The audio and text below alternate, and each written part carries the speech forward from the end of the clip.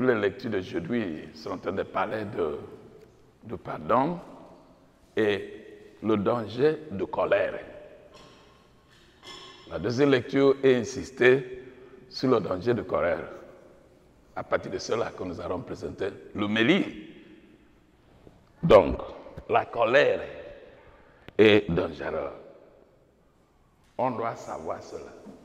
Et c'est un défi pour nous tous parce que ce n'est pas facile de contrôler la colère. C'est très difficile pour nous tous. Surtout les jeunes, quelqu'un qui travaille avec les jeunes. Nous, les prêtres, c'est notre grand problème aussi. Savoir comment contrôler la colère, ce n'est pas facile. Les gens qui travaillent avec les bois, les fers, les techniciens, ils n'ont pas de problème. Mais ceux qui travaillent avec les êtres humains, il faut apprendre comment se contrôler. Parce que les gens doivent vous provoquer chaque jour. Chaque jour, il faut savoir comment réagir. Parce que c'est très important. C'est quelque chose qui peut mesurer le niveau de notre spiritualité, la colère. Donc, c'est pourquoi l'auteur de Ecclésiastique, c'est Racine también, vous pouvez parler de Racine aussi. Il a dit que c'est une abomination la colère. Ce n'est pas une petite chose, c'est une abomination. Les gens qui ne veulent pas pardonner, qui gardent le rancœur dans son corps, ils peuvent faire n'importe quoi. Ça peut conduire à la jalousie, l'envie, et à tuer quelqu'un aussi. Ça, ce n'est pas une petite chose. En psychologie, on parle des instincts, les choses qui existent naturellement dans notre vie. Chaque personne a, en psychologie, on parle de 3 instincts fondamentaux qui existent dans chaque personne. L'instinct, c'est quelque chose qui peut commencer par lui-même. Le premier instinct, le plus puissant, est positif. Le deuxième instinct est négatif. Le troisième est négatif. Le premier instinct est l'instinct de la préservation de soi-même, de sa vie. Si quelqu'un a le couteau maintenant, et tu es ici, il va te poignarder le couteau. Waouh! Tu n'as pas besoin de réfléchir avant de se défendre. Immédiatement. C'est par l'instinct que tu as fait ça. Tu n'as pas eu le temps de penser. Ça vient automatiquement. Ça, c'est l'instinct de la préservation de soi-même. Il y a beaucoup de choses, ça paraît, on ne peut pas entrer dans l'histoire et de ceux qui sont naturels, l'obligation et tout ça. On ne peut pas finir ça. Donc, même expliquer une heure n'est pas suffisant. Non, je parle seulement de. Le premier instinct est positif. C'est pour se protéger. Le deuxième instinct est négatif. C'est l'instinct de sexe. C'est le deuxième. Il y a ce qu'on appelle libido qui existe dans chaque personne, homme et femme. La pensée des femmes vient par l'instinct sur les hommes. La pensée des hommes vient sur l'instinct sur les femmes. Ce n'est pas seulement les hommes qui ont ce problème. Les femmes ont le même problème aussi. C'est la même chose. Tout le monde a un libido. Libido, c'est quelque chose que tu peux utiliser. Ça vient. Tu es en train de posséder une femme déjà, une femme.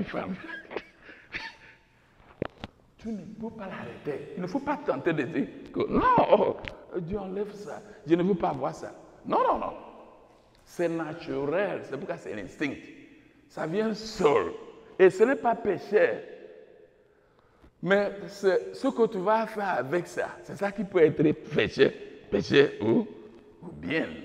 Quand ça commence, quand quelqu'un est en train de passer, une femme est en train de passer, tu vois une femme qui passe comme ça. Tous les regards, tu ne peux pas passer de cette femme.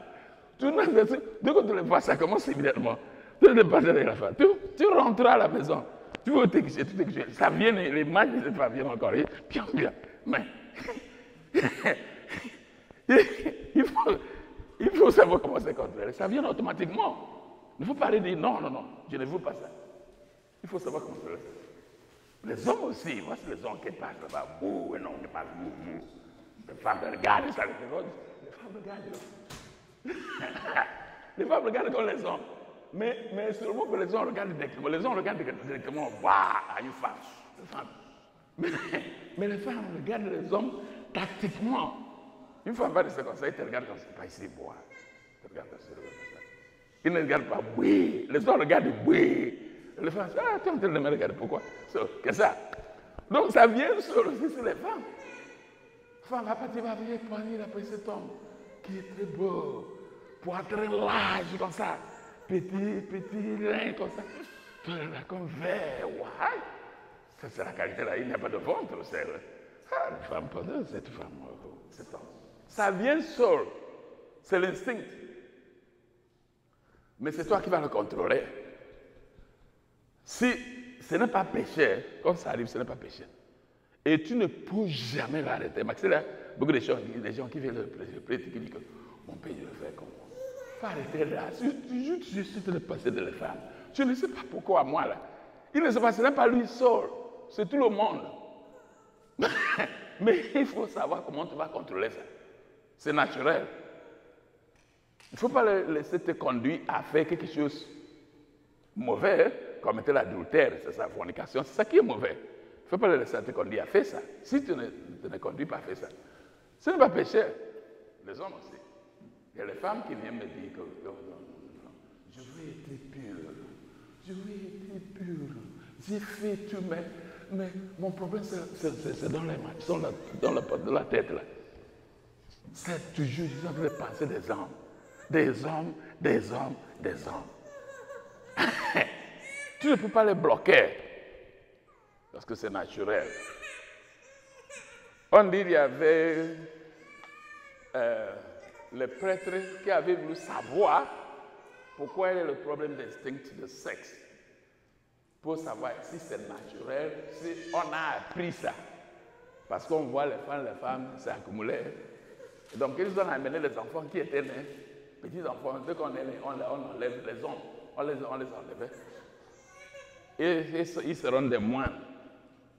On les a regardés et ils n'ont jamais vu les femmes pour savoir si c'est venu, parce que nous avons vu les femmes aussi, si c'est à l'intérieur de cette humaine. On les a cachés là-bas, puisqu'ils sont devenus des jeunes garçons, 18 ans, 19 ans, comme ça. Et un jour, on les a amenés à la piscine pour nager. Ils sont en train de laisser à la piscine. Ils ont regardé loin, ils ont vu les femmes. Les femmes. Ils sont en train de nager dans une autre piscine. Ils ont en train de regarder eux tous. Le directeur dit, ne regarde pas là-bas. Il dit non, non, non, non. Il regarde, il dit non, non, non. C'est bon, c'est belle, c'est bon. Ils ont tous sorti de l'eau, regarder. Parce qu'ils n'ont jamais vu ça. Ils sont partis, le directeur, ils ont appelé le directeur, pas aller là-bas, pas aller les voir. Donc, c'est naturel. Mais il faut le contrôler. Il faut savoir d'abord, il ne faut pas mystifier la vie des femmes, la nature des femmes. Il ne faut pas mystifier la vie ou la nature de l'homme. Il faut savoir que toi-même, tu es une femme et tu es aussi un homme. Il faut savoir ça, chaque personne. Il faut savoir que tu es 50% de ton père, 50% de ta mère. C'est ça que tu es. Tu es une femme et un homme. Donc il ne faut pas te faire non, non, non, ne me touche pas, non, non, ne me touche pas. Tu vas le faire, tu dis que ne me touche pas, non. Tu es une femme aussi, 50%. 23 chromosomes de ton père, 23 chromosomes de ta mère, c'est ça qui a fait tout ton corps. Donc il ne faut pas avoir peur des femmes, peur des hommes. Si une femme veut t'embrasser, ici aux États-Unis, tu ne peux pas embrasser les femmes. Mais les femmes sont libres. Ici aux États-Unis, une femme peut t'embrasser facilement, les femmes sont libres. Si tu es ici, une femme peut t'embrasser, viens seulement ici, tu te donnes ça. Bah! Si tu veux, tu es seulement tranquille, tu n'auras pas de problème. Mais si tu commences à penser, c'est une femme, ça peut devenir autre chose, ça peut t'exciter.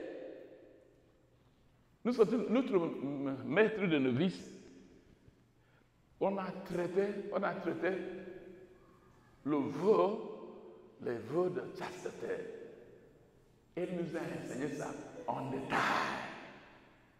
Il a dit que c'est chaque personne doit savoir comment il va vivre la chasteté pour que ça ne soit pas un poids lourd. Tu portes ça. Je suis en train de vivre la chasteté en célibat. C'est très difficile. C'est toi qui as fait ça pour toi-même. Il faut savoir comment tu vas vivre ça. Ça serait léger pour toi. Il dit que si tu es un médecin, un docteur, on dit que tu es un docteur, on t'a amené une femme qui va accoucher. Une femme qui va accoucher, la femme doit accoucher, elle vient. Tu es docteur, il dit tu es docteur, tu commences à faire ton travail. Tu fais seulement ton travail, tu enlèves l'enfant, l'enfant vient, tu enlèves l'enfant, l'enfant crie, waouh, c'est fini. Tu n'as pas de problème. Mais si tu commences à penser, c'est quoi? Je suis en train de regarder quoi?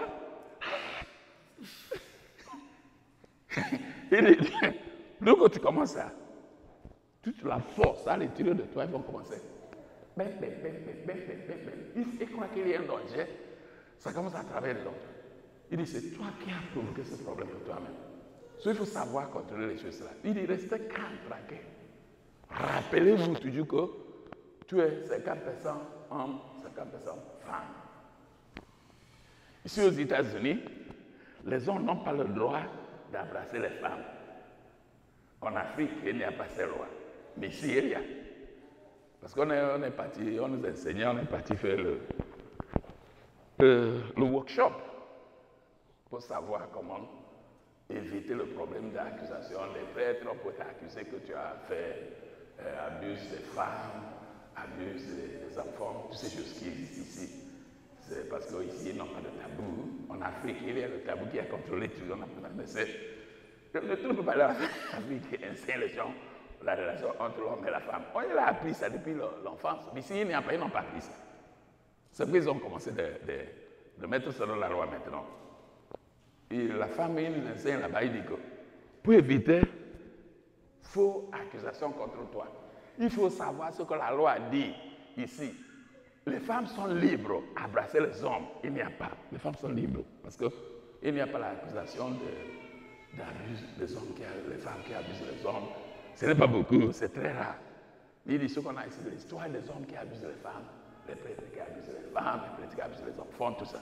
C'est pour cela que la loi a mis ça là-bas. Donc, si tu veux embrasser la femme aux États-Unis, tu es un homme, tu dois savoir d'abord c'est interdit. Tu n'as pas le droit de faire ça. Mais si tu veux faire ça, tu dois demander à la femme là. Est-ce que tu peux t'embrasser? Tu dois lui demander. Si tu dis, allez-y. Tu le regardes pour savoir comment tu vas faire ça. Si tu dis, allez-y, il ne faut pas aller gaga. Non. Si tu dis, allez-y. Tu le regardes.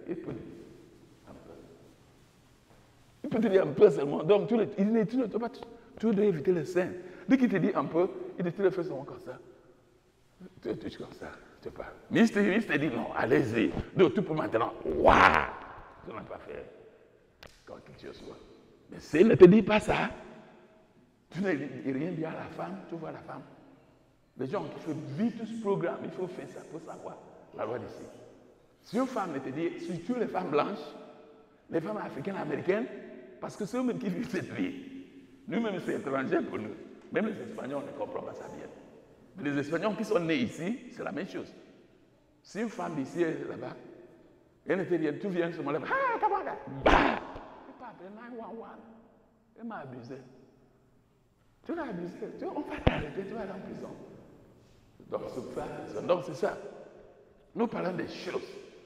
L'instinct de sexe, c'est naturel. Quelque chose existe entre l'homme et la femme, c'est naturel. Dieu a mis ça là-bas. Notre maître de novice, on lui a demandé pourquoi Dieu a mis ça là-bas. Pourquoi Dieu a créé libido? S'il n'y a pas libido, on ne peut pas avoir problème d'adultère, de fornication, de tout ça. Mais c'est libido qui est la cause. Parce que quand ça commence naturellement, bim, ça commence à aller. Il a dit que Dieu ne peut pas faire l'erreur. Dieu sait pourquoi il a mis ça. Peut-être, il dit que peut-être Dieu veut que les êtres humains continuent à multiplier. À multiplier.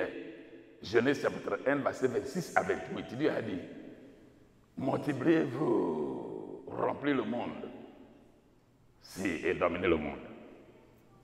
Ce n'est pas que chaque personne doit multiplier, il faut comprendre ça. Ce n'est pas que chaque femme doit se marier pour multiplier. Il n'a pas dit ça. Chaque homme doit se marier, non. C'est la bénédiction générale à la création. Toute création. Multipliez-vous, les êtres humains, et remplissez le monde et dominez le monde. C'est pourquoi nous sommes en train de multiplier. Ici, notre communauté, on est en train d'accoucher. Maintenant, c'est chaque mois, il y a accouchement, il y a accouchement. Ils sont en train de multiplier. Ils sont en train de dominer le monde de la technologie. C'est la bénédiction générale. Jésus a bien expliqué ça. Matthieu chapitre 19, verset 10 à 12. On a demandé à Jésus si tout le monde doit marier avec la foi. Il dit non. Jésus dit, ce n'est pas une obligation. Chaque personne n'est pas obligée de marier avec quelqu'un ici. C'est une obligation. Tu peux vivre seul. Il y a les gens qui ne peuvent pas se marier parce qu'ils sont malades. Une femme qui n'a pas l'utérus, on l'a opéré, on a enlevé l'utérus, personne ne peut marier, elle n'a pas l'utérus, c'est fini. Beaucoup de choses. Un homme qui est paralysé, qui est comme ça. Beaucoup de femmes veulent se marier. Les femmes disent non, je ne peux pas cet homme. C'est comme ça. La maladie, Jésus dit la maladie pour empêcher les gens à marier. Mais ils vivent leur vie seuls, c'est normal. Ils sont des eunuques par la maladie. Il y a le deuxième niveau. Les gens qui ne peuvent pas se marier parce qu'il y a les méchants qui ont raconté beaucoup de bêtises contre eux. Tu vas aller marier là-bas. Ce sont des sorciers. La famille, c'est la famille des sorciers. Tu vas là-bas, il va te tuer. C'est fini. Les gens ne peuvent pas aller là-bas pour marier. Jésus a dit ça. Cette qualité de même s'il y a belle femme là-bas, personne ne peut aller là-bas. Parce que les gens ne peuvent pas mourir. Jésus dit il y a cela. C'est fait par les êtres humains.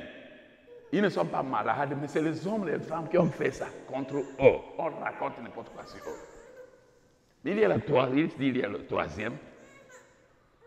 Ceux qui vont être célibataires à cause du royaume de Dieu. Il dit, celui qui peut faire ça, qu'il la fasse. C'est comme ça que Jésus a dit ça. Et Jésus lui-même ne s'est pas marié. Jean, le disciple bien-aimé, n'était pas marié. Saint Paul n'était pas marié. Beaucoup de femmes qui suivent Jésus ne sont pas mariées, comme Mère Magdalène, beaucoup. Donc la vie religieuse est naturelle. Ce n'est pas quelque chose qu'on dit que c'est anormal, non. On dit que, les gens disent, la sexualité c'est naturel. Oui, la sexualité c'est naturel, mais quand on parle de la sexualité, on est en train de parler de quoi? La sexualité, ce n'est pas seulement le rapport sexuel, non. La sexualité, il y a plus de 1000 façons de vivre sa sexualité. Et personne ne peut accomplir tout, personne. Même avoir le sentiment pour quelqu'un qui est en train de souffrir, c'est la manifestation de ta sexualité. La compassion, ce que Jésus est en train de parler de Jésus, Dieu miséricorde, c'est ma sexualité. Vous pouvez lire les livres sur la sexualité de Jésus-Christ. Il faut lire ça, vous allez voir comment il fait ça. Toucher les gens, avoir pitié des gens, se préoccuper des malades. C'est une façon de vivre sa sexualité. Vous avez vu les sœurs qui s'occupent de la fondation, même la fondation qui s'occupe des enfants, les enfants de la rue et tout ça. C'est ma manifestation de votre sexualité. C'est l'amour. Ce n'est pas l'obligation, il faut arriver à la relation avec les hommes. Ce n'est pas l'obligation. Donc, nous parlons de l'instinct. Le deuxième instinct. On va laisser ça ici parce qu'il y a beaucoup de choses à dire sur les instincts. Le troisième instinct, c'est l'instinct de la colère. La colère, ça vient seul aussi. Tu es ici maintenant, tu es déjà fâché. Tu ne sais pas pourquoi. Tu es dans ma chaise, tu es déjà fâché. Tu ne sais pas pourquoi. Quelqu'un vient te saluer, c'est la personne qui va, c'est lui qui va apporter le problème. Quelqu'un vient te saluer, mais c'est quoi? Dieu quoi? Mon père, pardonne-moi. Pardonne-moi. Tu es fâché. Tu ne sais pas pourquoi. Mais c'est là-bas qu'on doit travailler. Le message de deuxième lecture du jeu, c'est là-bas qu'il faut travailler. Parce que si ça peut détruire quelqu'un. C'est ça qui va montrer votre niveau de la spiritualité. Si tu es très saint, tu pries beaucoup, tu fais tout, mais tu ne peux pas supporter l'insulte, la provocation, tu n'es pas patient. Non, tu ne peux pas dire que tu es spirituel. La patience, très important. Voici Dieu de miséricorde. Tous les péchés qu'on fait de le monde, Dieu est patient avec le monde. Parce que Dieu est humble. Et Dieu pardonne facilement. 3 vertus. Il faut chercher pour vaincre la colère. Il faut avoir les vertus de humilité. Les vertus de patience. Les vertus de l'esprit de pardon. Jésus lui-même, Matthieu, chapitre 11, versets 29 à 30, Jésus dit, je suis humble et doux de cœur. Il faut apprendre de moi. C'est ça qu'on doit chercher. Si on n'a pas ça, c'est un défi. Si on n'a pas ça, on n'est pas sérieux avec la spiritualité. Parce que ça, la patience, l'humilité et l'esprit de pardon, on ne peut pas monter. C'est très nécessaire. C'est pourquoi on parle de cela aujourd'hui. Mais si quelqu'un continue à garder la colère et le rancœur, c'est trop dangereux. Cette personne, il peut tuer quelqu'un un jour. Il peut se suicider un jour. Il peut faire les choses qu'on apprend. C'est celui qui a fait ça. On ne peut pas savoir. Genèse, chapitre 4, verset 1 à 16. Caïn et Abel, les deux avaient offert le sacrifice à Dieu. Caïn a ramassé les petites choses, mauvaises choses, pour offrir à son créateur. Il a brûlé ça. Dieu n'a pas accepté ça. Son frère Abel a offert ce qui est le beau près très grave à Dieu. Dieu a accepté ça. Voici la colère. Caïn a dit, il s'est fâché immédiatement contre son frère. Ok. Oui, donc Dieu a accepté son offrande. Dieu a rejeté mon offrande. Je vais voir. La colère peut conduire à l'envie, à la haine, et peut conduire quelqu'un à assassiner aussi. Je vais voir. Nous sommes ce monde dans le monde. Je vais les tuer. Je vais voir précisément qui va faire la concurrence avec moi. La colère, le rancœur, jusqu'il est parti. Il a dit, mon frère, on va aller se promener là-bas. Son frère, c'est oui, son petit frère. Son petit frère, il a tué son frère, ça, à cause de la colère. Donc, ce n'est pas petite chose. Marc, chapitre 6, verset 14 à 29. La femme de Hérode. Et Hérode est le roi d'Israël. Il a sa femme. Il est roi. Mais son frère a une femme très belle. Mais tu ne peux pas voir tout dans la vie. Tu ne peux pas voir tout dans la vie. Tu es déjà roi. Dieu ne peut t'en donner tout. Toi seul. Il est roi d'Israël. Ça va pour toi. Ton frère n'est pas roi. Son frère n'est pas populaire. Son frère n'est pas puissant. Son frère n'a pas l'argent. Mais sa femme, sa beauté, c'est extraordinaire. On dit, cette femme, il brille comme ça. Why? Il passe comme ça. Les gens.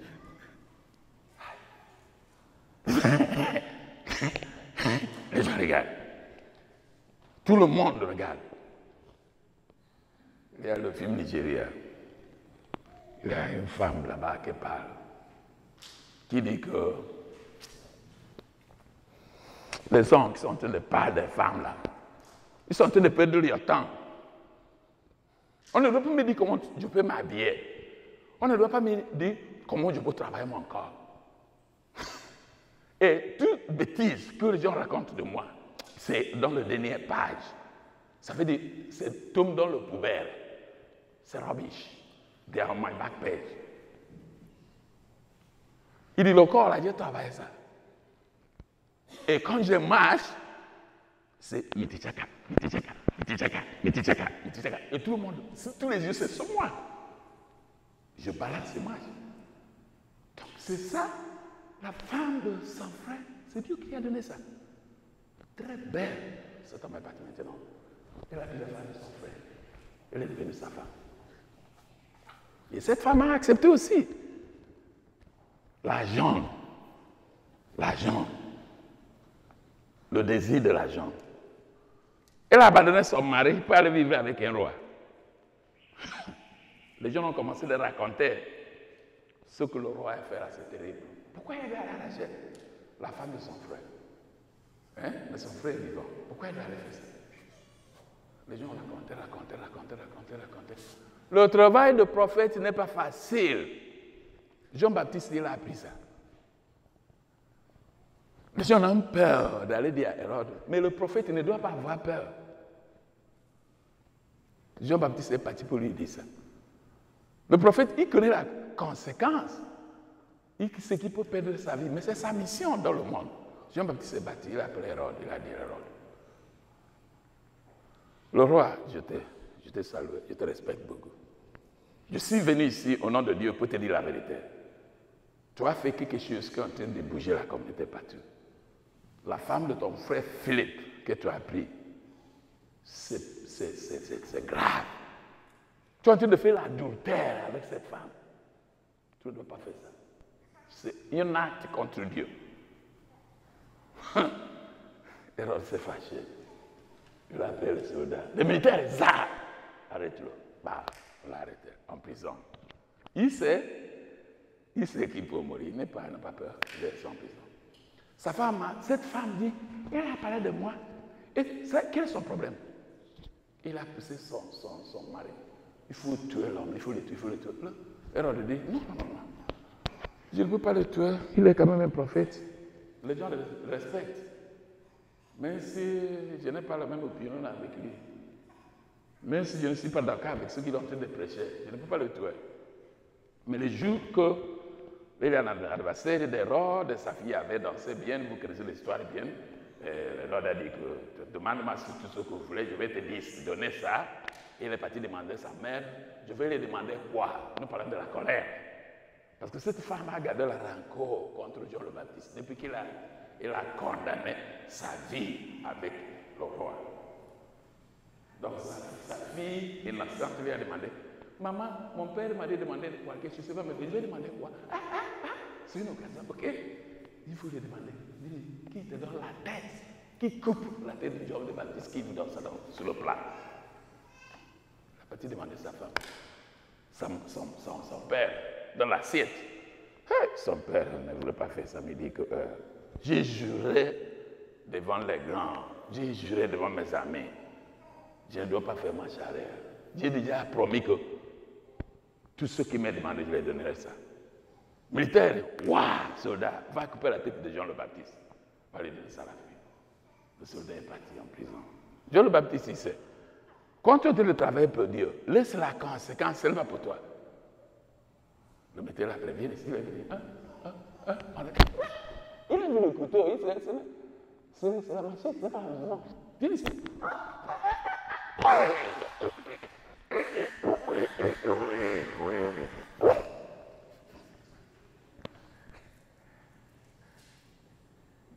Dieu est patient.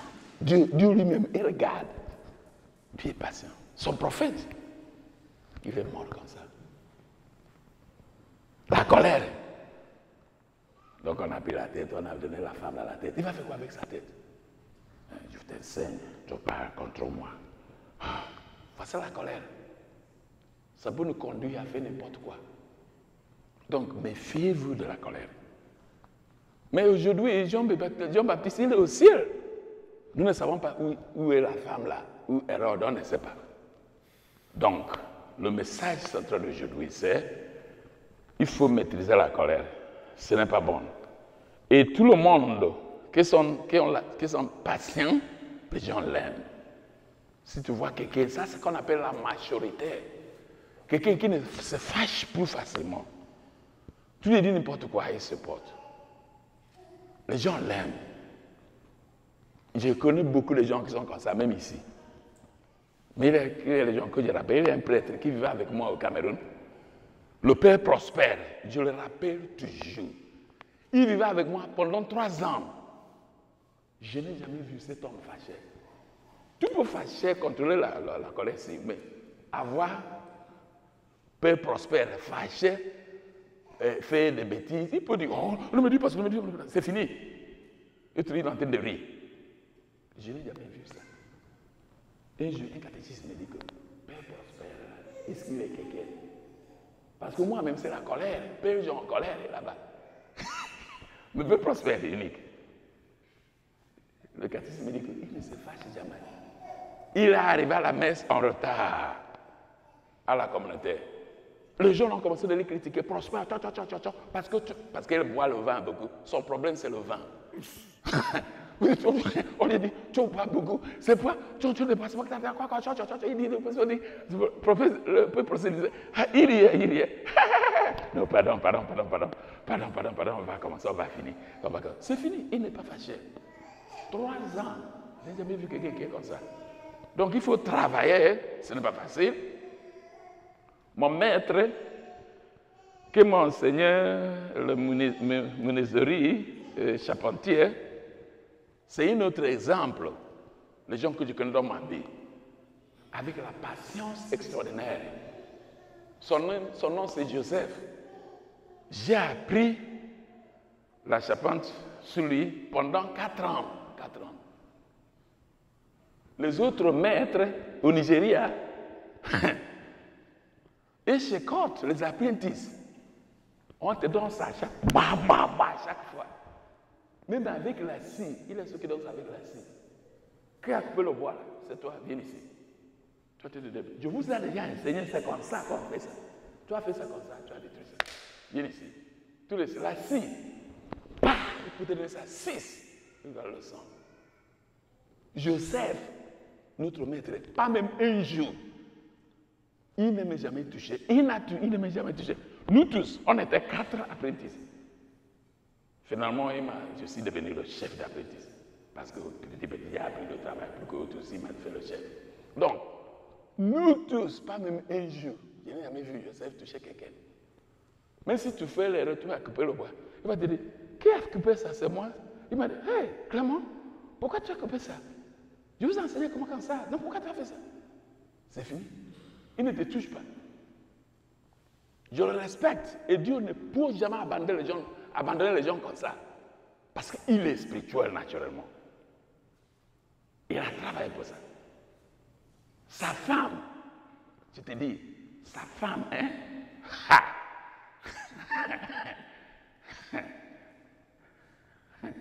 Quand tu parles, qui ne connaît pas sa femme? C'est Lucie. Je voulais dire les choses réelles. Mais cette femme a trouvé le mari qui est son remède. Joseph est son remède. Parce que cette femme, si elle commence à frapper, elle commence à crier, il faut 3 heures de temps. Joseph vivait avec son frère, 2 familles dans la maison. Si maman Anthony commence à crier, c'est trop bon. Ça, c'est le bal. Mais voici comment son mari ne se fâche même pas. Le jour qu'il prend la décision qu'on ne va pas travailler, il va venir là où on travaille, il va venir vers son mari. Joseph, je t'avais dit que tu n'es pas quelqu'un. Il a dit, oui, moi, je ne suis pas quelqu'un. Je t'avais dit ça. Je t'avais dit ça. Et nous-mêmes, on est ça, on est là-bas. On n'a jamais vu quelqu'un qui est patient comme ça. Il parle, il va dire, il est en train de travailler. Il vient d'arrêter. Je suis en train de partir de... C'est le chien qui est en train d'aboyer. Hein? Je suis en train d'appeler. Et Noloya, est-ce que tu l'écoutes? Il te fait savoir, il te demande, est-ce que tu l'écoutes? Tu m'entends? Il a plusieurs manières de gestes. Il fait comme ça, il est comme ça, il tombe comme ça. Et Noloya, tu l'écoutes. Mais cet homme reste tranquille. Les gens ne peuvent pas les supporter, hein? Mais son mari n'a pas de problème. Quand il sera fatigué, il va aller continuer à faire autre chose. Son mari n'a pas de problème. C'est pourquoi j'admire mon maître là. Cette femme, même nous-mêmes, comme il commence à nous frapper là, tu trembles comme ça. Il peut te dire n'importe quoi. Il peut t'appeler n'importe quoi. Il t'appelle une chienne, tu n'es même pas. Il t'appelle autre chose. Il peut appeler ta mère. Il peut maudire ta mère. Il peut... Aïe! Un jour, il y a un homme qui est en train de passer. Son fils est né et est en train de lutter avec un autre garçon. Le garçon là est plus grand que son fils. On a appris seulement le bruit. Le maman tenait pas de zaï. Son mari a commencé à aller. Nous tous, 4 après, on est tous partis là-bas pour voir ce qui se passe. Un homme, Thomas, s'appelle Thomas, il est arrivé, il a séparé les enfants. Comme il les a séparés, maintenant il est arrivé. Maintenant il a commencé à donner l'enfant là. Parce que ta maman, c'est le chien qui a accouché ta maman pour te naître. C'est pourquoi tu voulais tuer mon enfant. Il dit les choses parce que... Thomas lui a dit, mais non, il ne faut pas parler comme ça. Ah! Il a pris l'homme là, Thomas. Il lui a donné ça. Déchirer cet homme. Toi, quel âge maintenant? Tu n'es pas me marier. Tu vas mourir comme ça seul. Quelle femme pour vivre avec toi? Thomas tremblait maintenant. Tremblait encore. Il a donné ça. Il a parti maintenant donner Thomas. Waouh! Pas ajouter ça. Il a giflé Thomas. Son mari est là. Nous sommes tous là. On n'a rien fait. Thomas ne peut plus supporter parce qu'il sait que il ne peut pas toucher maman Tony. Si tu touches maman Tony, nous 4, on va aller seulement manger comme les lions. Il sait ça. Tu ne peux pas toucher la femme. C'est dans notre culture. Une femme qui accouche. Il y a un proverbe chez nous qui dit que Ochoku tiene madife. Celui qui sait qu'il n'a pas l'oreille fait de poulet. Qui tape la mère de quelqu'un? C'est un proverbe. Si tu sais que tu es fort, tu n'as pas la tête, il faut sortir, il faut avoir une mère qui accouche, va les taper. Les gens peuvent te tuer là-bas, sur place. C'est pourquoi Thomas n'a rien fait. Thomas a fait quoi là-bas? Thomas est parti maintenant, il a giflé notre maître. C'est sa femme qui l'a donné, il est parti de notre maître. Waouh! Il a donné ça, je sais, notre maître. mais moi, je ne sais pas ce qu'on va faire. J'ai regardé James m'a dit comme ça, son dit comme ça. Je suis le plus jeune. Edwin, nous 4. James dit non, il ne faut rien faire. Parce qu'on voit ce que mon Anthony a fait. On n'a rien fait. Je parle de Joseph, mon maître. À la maison, j'ai demandé à mon père, je lui ai dit à mon père ce qui s'est passé. Mon père dit que c'est Thomas qui a tort. Il dit, qui ne connaît pas maman Anthony? Qui ne connaît pas maman Anthony? Tout le monde les connaît. Quand tu as vu cette femme, quand tu as séparé les enfants, tu devais rentrer. C'est Thomas qui est parti chercher le problème avec maman Anthony. Parce qu'il va te dire, il dit, mon père dit qu'il ne connaît pas maman Anthony. Il dit que ce que nous avons fait n'est pas bon. Il m'a dit que, et un autre jour, si quelqu'un touche notre maître devant nous, il faut le finir là-bas immédiatement. Il ne doit pas le faire. Il dit, tu peux aller à l'école? Tu vas aller à l'école pour toucher le professeur devant les élèves? Mon père dit, tu es normal? Les élèves vont te finir, c'est normal. Tu veux devenir finir Thomas là-bas. Après, on va juger. Donc, le professeur, mais je parle de la colère de Joseph. Mais il vit avec cette femme et il n'a pas de problème. Voici comment il est mort. Parce qu'il te dit, quelqu'un qui est bon, Dieu va le sauver. Je suis rentré de Cameroun en vacances. Il est paralysé. Parce qu'il travaille à Burkina, j'ai mis connu le repos. Il m'a dit, mon fils, me voici maintenant. Il a dit, oh, mon maître. Il m'a dit, faites attention de trop de travail. Quand tu es en train de travailler, les gens vont te louer. Mais le jour que vous allez tomber malade, on va t'oublier. Il m'a dit, me voici comme ça, comme je suis. Faites attention de trop de travail. Je l'avais aidé, j'ai parlé. Je suis rentré encore au Cameroun. Je suis revenu encore, peut-être après 2 ans l'année suivante. Il est toujours malade, je suis parti le voir. J'ai prié pour lui, je suis parti. Je faisais la messe, deux messes chaque jour, le matin, le soir. Je faisais la messe chez quelqu'un le soir. J'étais en train de faire la messe, on est venu me dire là-bas, ton maître dit qu'on t'appelle maintenant. Il est en train de mourir.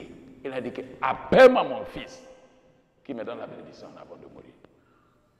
Appelle-moi mon fils. On est parti me dire ça. Je les ai dit, cette messe, on va le finir. Je vais aller voir mon maître d'abord, après je vais venir finir cette messe. C'est un saint, c'est un saint. Je laisse la messe. Je suis parti le voir. Je le fais tout dans son demande. Toutes choses sont là maintenant à l'hôpital. J'ai fini tout. Je suis reparti maintenant, fini la messe. Quelques jours, je suis parti au Cameroun. On m'a dit qu'il est déjà mort. Il est bien préparé. Donc, mes chers frères et sœurs, le message de Jésus, c'est la colère. Je voulais donner les résumés, mais ce n'est pas facile. C'est très difficile. Parler de colère, c'est le vice qu'on doit travailler pour contrôler. Si on n'a pas la patience, l'humilité et l'esprit de pardon, on n'a pas encore commencé à vivre la vie spirituelle.